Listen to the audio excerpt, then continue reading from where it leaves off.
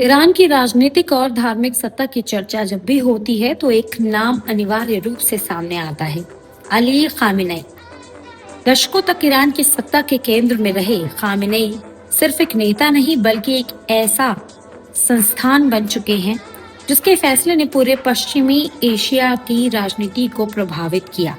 Ali Husaini Khamenei का जन्म 19 अप्रैल 1939 को ईरान के मशहद शहर में एक धार्मिक परिवार में हुआ। शुरुआती शिक्षा उन्होंने इस्लामी धर्मशास्त्र में हासिल की। मशहद और कौम जैसे धार्मिक केंद्रों में पढ़ाई के दौरान उनका झुकाव न सिर्फ धार्मिक अध्ययन की ओर रहा बल्कि धीरे धीरे वो राजनीतिक चेतना में भी जुड़ते चले गए। 1960 का दशक ईरान में असंतोष का दौर था। उस समय देश पर पहलवी वंश के शाह मोहम्मद रजा पहलवी का शासन था। खामेनेई इस शासन के आलोचकों में शामिल हो गए। इसी दौरान उनकी मुलाकात रुहुल्लाह खामेनेई से हुई, जो बाद में उनके राजनीतिक और वैचारिक मार्गदर्शक बने। शाह विरोधी गतिविधियों के कारण खामेनेई को कई बार गिरफ्तार भी किया गया और जेल भी जाना पड़ा। 1979 की ईरानिक इस्लामिक क्रांति उनके जीवन का निर्णायक मोड़ साबित हुई। इस क्रांति ने शाह के शासन को समाप्त कर दिया और ईरान को इस्लामिक रिपब्लिक में बदल दिया। उनके बाद खामेनेई तेजी से सत्ता के गलियारों में आगे बढ़े और महत्वपूर्ण पदों पर आसीन हुए।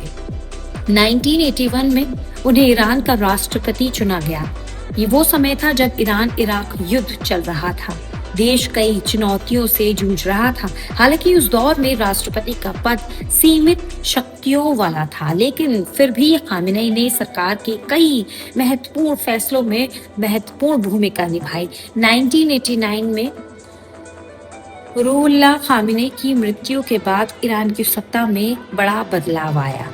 इसी साल खामेनेई को देश का सुप्रीम लीडर चुना गया। ये पद ईरान में सर्वोच्च होता है, जिसके पास सेना, न्यायपालिका और विदेश नीति जैसे सभी अहम क्षेत्रों पर अंतिम अधिकार होता है। सुप्रीम लीडर बनने के बाद खामेनेई ने सत्ता को मजबूत करने का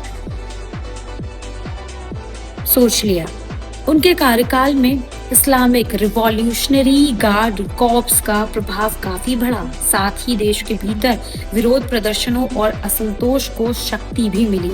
विदेश नीति के स्तर पर भी उनका रुख स्पष्ट और सख्त रहा। अमेरिका और इजराइल के साथ ईरान के संबंध अक्सर तनावपूर्ण बने रहे। वहीं क्षेत्रीय राजनीति में ईरान की सक्रियता बढ़ी और उनके लेबनान, इराक, सीरिया जैसे देशों में अपने सहयोगी समूह को काफी समर्थन दिया। हाल के वर्षों में ईरान के भीतर कई बड़े विरोध आंदोलन भी देखने को मिले।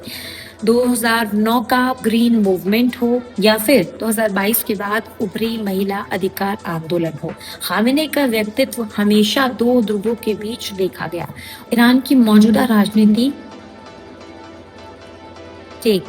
मौजूदा राजनीति उसकी वैश्विक भूमिका को समझने के लिए खामेनेई को समझना बेहद जरूरी है। आपकी इस पर क्या राय है, हमें कमेंट बॉक्स में आप जरूर बताएं।